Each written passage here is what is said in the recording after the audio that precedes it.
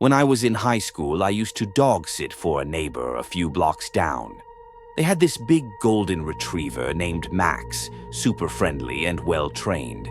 The family went away often, weekend trips, short vacations, so I'd usually go over in the evenings to feed Max, play with him, and stay for a few hours before heading back home.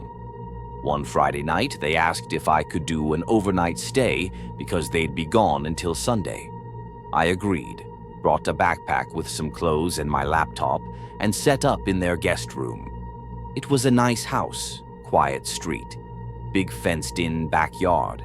Honestly, it felt like a little vacation of my own. The night went normal. Fed Max, took him out, watched a movie in the living room while he lay next to me, snoring. Around midnight, I turned everything off and headed to bed. I don't remember falling asleep, but I do remember waking up suddenly. It was pitch dark and Max was growling at the door. It wasn't his playful growl either. It was deep, low, and steady. I whispered his name, thinking maybe he heard an animal outside, but he didn't even glance back at me. His ears were up, his body stiff. He just kept staring at the bedroom door. Then there was a sound, very light, like a footstep. I held my breath. Another one. The house had wooden floors, and the hallway outside the guest room always creaked in this specific way when someone stepped on it. I knew because I'd walked it earlier that night. There was definitely someone out there. I slowly reached for my phone on the nightstand and texted my mom, asking her to call the police.